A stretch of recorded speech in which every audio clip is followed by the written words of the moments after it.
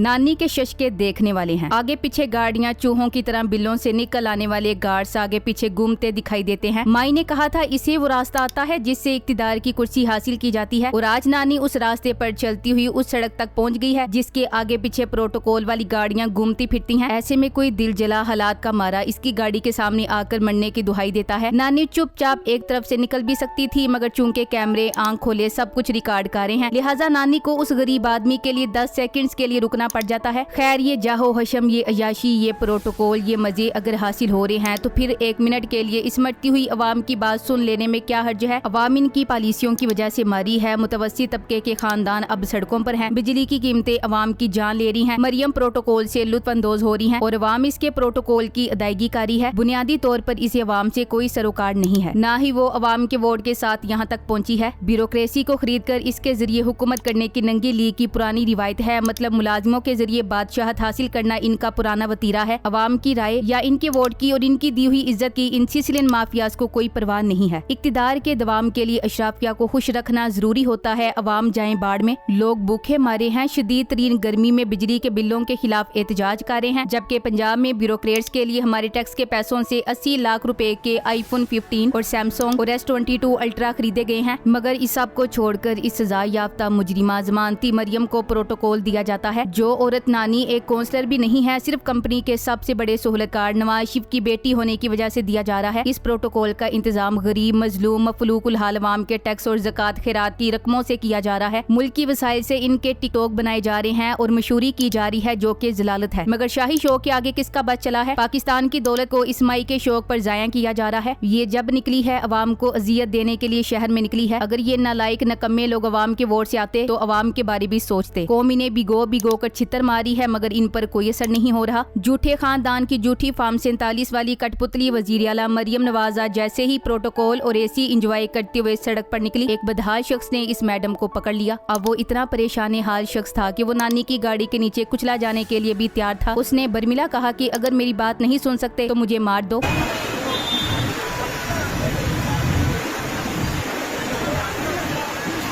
लोगों के सब्र का पैमाना लबरेज हो गया है। महंगाई और बिजली के बिलों ने लोगों की चीखें निकलवा दी हैं। मैडम ने शायद 10 या 20 सेकंड गाड़ी बहुत ही मजबूरी में रोकी, फिर इसने उस आदमी से मीठी मीठी चवले मारी और बाद में शायद ऑफ कैमरा उसे पिटवाएगी। चूंकि यहाँ मैडम की टिकटॉक के लिए तैयारी नहीं थी इसलिए गाड़ी से नहीं उतरी या इस शदीद गर्मी में वो अपनी नरम सीट छोड़ने के लिए तैयार नहीं। उस गरीब आदमी को कोई लारा दे दिया होगा और वो पाकिस्तानी अवाम की तरह जल्दी से इसकी बातों में आ गया होगा, वरना 2-4 मिनट में क्या ऐसा मसला हल हो गया जो वो बेचारा खामोशी से एक तरफ हट गया। उसे भी मालूम है इस मुल्क में सिर्फ चंद खानदान अयाशी कर रहे हैं, बाकी अवाम तो महंगाई, टैक्सों और बिलों के बोझ तले दबी हुई है। इस अवाम का एक ही दोस्त हुक्मरान था और वो खान था। बाकी सारे तो अपने अपने खानदान पालने के लिए इक्तिदार में आते हैं। पंजाब में सरकारी अफसरान की अयाशी के लिए 1 अरब 11 करोड़ रुपए खर्च किए जा रहे हैं। भूखी अवाम, इकोनॉमी का बेड़ा गर्क है। मरियम नवाज की हुकूमत अवाम का पैसा अशराफिया पर खर्च करके अवाम की तुहीनकारी है। इन लोगों में इंसानियत खत्म हो चुकी है। अवाम पर महंगाई का बोम गिराकर इन्हें बुनियादी जरूरतों से भी महरूम किया जा रहा है और अशराफिया की अय्याशियां जारी सारी हैं। अवाम के पैसे को अल्लो तल्लो में खर्च किया जा रहा है और कोई पूछने वाला नहीं। मरियम नवाज और नवाज शरीफ कहते हैं कि वो इंतकाम की सियासत पर यकीन नहीं रखते, लेकिन ओपोजिशन रहनुमाओं पर पार्लियामेंट में दाखिले पर पाबंदी के साथ अब एंटी करप्शन यूनिट को भी इस्तेमाल किया जा रहा है। हाफिज फरहत के खिलाफ रुपोशी में ये मुकदमात ना बने और अब अचानक एंटी करप्शन यूनिट उनके खिलाफ मुतहरिक हो गया है। ये जमहूरियत के गले पर अंगूठा रख कर खड़े हैं। इस वक्त पंजाब में ज़ियाउल हक की आमरीत का राज है। इलेक्शन कमीशन ने मरियम नवाज का फॉर्म 45 जमा करवाने में ताखीरी हरबे इस्तेमाल करना शुरू कर दिए हैं। लाहौर हाई कोर्ट के इलेक्शन ट्राइब्यूनल के रूबरू इलेक्शन कमीशन के वकील ने फॉर्म 45 का असर रिकॉर्ड पेश करने की मोहलत मांग ली है। अदालत ने इलेक्शन कमीशन के वकील के इस्तिदा को मंजूर करते समाज जुलाई के आखिरी हफ्ते तक मुलतवी कर दी है। हालांकि इस केस को लटकाने की क्या जरूरत है? इस झूठी वजीर आला के इक़्तिदार को बरकरार रखने के लिए हीले बहाने तराशे जा रहे हैं। इस मुल्क का अलमिया ये है, यहाँ पॉलिसी साज वो हैं जिनके पास पहले से वसाइल की भरमार है और फिर सारी मुराद भी इनके लिए है। बिजली इनकी फ्री, पेट्रोल, मोबाइल बैलेंस सब फ्री है और पैसा कमाने और माल बनाने के बेशुमार मौके इन्हें मुयस्सर हैं। और जो बेचारे सुबह से शाम तक मुश्किल गुजारा करते हैं, ये लोग टैक्सीज के जरिए सारा बोझ भी उन्हीं पर डालते हैं। डॉक्टर शहबाज गिल ने नानी का एक झूठ खोलते हुए इनका एक क्लिप पोस्ट किया है जिसके बारे में डॉक्टर शहबाज गिल ने कहा कि वैसे मरियम साहिबा से बड़ा कोई झूठा हो नहीं सकता। जैमर्स के अंदर इनका फोन कैसे मिल गया? हद है, दरोग गोई की हद है। अब कोई ना कोई कनीज इस झूठ का सच साबित कर देगी। ड्रामे और अदाकारी इस खातून पर खत्म है। गाड़ी के अंदर से टोटा बनवा कर बगैर सोचे समझे वायरल कर दिया और खुद ही अपने जूड़ का पोल खोल दिया कि जैम्बर चल रहे हैं और आवाज भी आ रही है। या तो बुढ़िया ने कोई काला जादू किया है या फिर इसका फोन जादुई है जिससे फिर भी आवाज आ रही है। जैमर चल रहे हैं लेकिन आवाज फिर भी आ रही है। माफी दे दियो इस कौम नु तानू अल्लाह दा वास्ता है। हो सकता है जिस शुएब से बातें करी है उसे पीछे सीट में छुपाया हुआ हो। बस इसी सूरत शुएब तक आवाज जा सकती। नकम्मों और नालायकों को जब खुद पर यकीन न हो तो वो इस तरह की झूठी कारकर्दगी वाले क्लिप वायरल करवाने की कोशिश करते हैं। लिहाजा कैलबरी क्वीन कुछ भी कर सकती है। इसने हर चीज में झूठ बोलना होता है, ड्रामा बनाना होता है। हर शख्स की एक खासियत होती है, इस बाजी की खुसूसियत ही झूठ बोलना है। इसकी मिसाल यूँ समझें कि एक चौधरी गाँव में वोट मांगने गया और लोगों से कहा कि आपके कोई मसाइल हैं तो बताएं, हम हल करेंगे। लोगों ने कहा 2 बड़े मसले हैं, एक गांव में स्कूल नहीं है। चौधरी ने फौरन फोन निकाला और हिदायत देने लगा। फिर पूछा दूसरा मसला क्या है। इस पर लोगों ने कहा यहाँ कोई भी नेटवर्क नहीं चलता, लिहाजा आपने जिस नंबर पर फोन किया है वहाँ फोन जा ही नहीं सकता। बस यही हाल कठपुतली वजीर आला का है। ये हुक्मरान खानदान है, कोई मैंगो लोग थोड़ी हैं जिनके सिग्नल ना चले। अल्हम्दुलिल्लाह एक से एक ड्रामेबाज है और अवाम से बड़ा चूंटी कोई नहीं जो इन रंगबाजों को अपना मसीहा समझे बैठे हैं। पता नहीं कब हमें समझ आएगी जो हमारे साथ हो रहा है ठीक हो रहा है। कभी छोटे बच्चों को देखा है ना, वो भी बंद फोन कान को लगाकर ऐसी बातें करते हैं और अपनी तरफ से मुकम्मल गुफ्तगू कर लेते हैं। शरीफा बीबी तो वैसे भी शर्माती रहती है, किसी नामहरम से फोन पर बात नहीं कर पाती। सबको पता है कि ये खबीस औरत ड्रामे ही कर रही है। इसका तमाम फोकस अपनी तशहीर पर है। ना इलेक्शन जीती ना ही कौम का एतमाद। जब ये हमारी खाल भी खा जाएगी उस वक्त इस बुड्ढी घोड़ी को अवाम पकड़ के सड़कों पर घसीटेगी। अब तो महंगाई की तबाही से तंग होने वाली मुल्क ताजर बरादरी भी सड़कों पर निकल आई है। एक ताजर ने कहा कि मुल्क का वजीर आजम ये बोलता है कि बजट IMF ने बनाया है तो समझो मुल्क बेच दिया है। हम इनके गिरेबान पकड़कर वजीर आजम हाउस से घसीट कर निकालेंगे। हर दफा IMF का मुलाजिम उठाकर वजीर खजाना हम पर मुसल्लत करते हैं। दूसरी तरफ सारी दुनिया खान की बेगुनाही की गवाही दे रही है। अक़वाम मुत्तहिदा की इंसानी हुकूक कौंसिल के वर्किंग ग्रुप बराए गैर कानूनी हिरासत ने इमरान खान की फौरी रिहाई और उन्हें नुकसानात के अजाले यानी हट जाने की अदायगी के मुतालबात किए हैं और हुकूमत पाकिस्तान पर उन्हें उनके हुकूक से महरूम करने के जिम्मेदारों के खिलाफ कार्रवाई के लिए जोर दिया है। इमरान खान पहले अपने उन पाकिस्तानियों के दिल में रहा करते थे जो स्पोर्ट्स से वाबस्ता थे, फिर सियासत में आकर गरीबों के दिल में बस गए और फिर लीडर बनकर सारी दुनिया पर छा गए। ईमानदारी और दयानतदारी इंसान को अजीम बनाता है। पूरा इंटरनेशनल मीडिया कह रहा है कि इमरान खान की कैद गैर कानूनी है। कोरोना जैसी आलमी वबा जिसने दुनिया के माशी तौर पर ताकतवर ममालिक को भी कंजूसियों पर लगा दिया था, पाकिस्तान में इमरान खान हर मुमकिन कोशिश करके गरीब के लिए ही काम कर रहा था। माशियत में इमरान खान दुरुस्त निकले। खारजा पॉलिसी में भी इमरान खान की बात ठीक निकली। सियासत में वो सबको मात दे चुके हैं। इमरान खान को दबाने के लिए पूरा निजाम जुड़ गया। पिछले 2 सालों में पाकिस्तान कई साल पीछे चला गया। इमरान खान जेल में बैठकर सियासत का मरकज है। इमरान खान का जिक्र किए बगैर सियासत का एक जुमला भी मुकम्मल नहीं होता। इन बेशर्मों का पाला एक शरीफ नफ्स इंसान से पड़ा है जो मैदान की लड़ाई मैदान के उसूलों के मुताबिक लड़ता है। शरीफ बस नाम के शरीफ है, वरना इन जैसा बेशर्म खानदान तारीख में एक अनोखी मिसाल है। 2020 में मरियम नवाज ने नैब की अदालत के इहाते में इमरान खान पर टेरियान के हवाले से एक मरतबा फिर इल्जाम लगाया तो इमरान खान की टीम ने इजाजत मांगी कि हम मरियम नवाज को उसी की जुबान में तस्वीरी जवाब देना चाहते हैं। खान ने एक मरतबा फिर मना कर दिया और खान हमेशा इस तरह की गंदी सियासत से दूर रहे हैं। शरीफ खानदान न सिर्फ जाहिल, अनपढ़, करप्ट और बुज़दिल है, ये घटिया और कमजोर भी है। कोरोना के मुश्किल तरीन हालात में अवाम को 0 बिजली के बिल और इन्हें 12,000 भेजने वाला इमरान खान आज जेल की चक्की में पिस रहा है और अवाम बिजली के बिलों की चक्की में। एक वक्त ऐसा था कि पाकिस्तान ने सदर गुलाम इसहाक के दौर में चीन और जर्मनी को कर्जा दिया था और 2 खानदान नवाज शरीफ और जरदारी के दौर में पाकिस्तान नाजुक मोड़ पर पहुंच गया। नून लीग और पीपल्स पार्टी हुकूमत के पहले बजट का पहला झटका अवाम को बिजली के झटके की तरह लग चुका है। पेट्रोल 7 रुपए और डीजल 9 रुपए फी लीटर महंगा कर दिया गया। गरीब अवाम का पंखा बंद करवाकर अपने कमरों में AC चलाने वालों की बेशर्मी को सलाम। पाकिस्तान के माशी हालात पहले से भी बद से बदतर हो गए हैं। जिस मुल्क की अवाम बेवकूफ हो तो इन जैसे ही वोट हासिल करके मुल्क के हुक्मरान आते हैं। इस मुल्क के कौम की यही सजा है। जब तक वो खुद ठीक नहीं होंगे तब तक इस मुल्क के हालात ऐसे ही बद से बदतर होते रहेंगे। Thanks for watching. Allah Hafiz.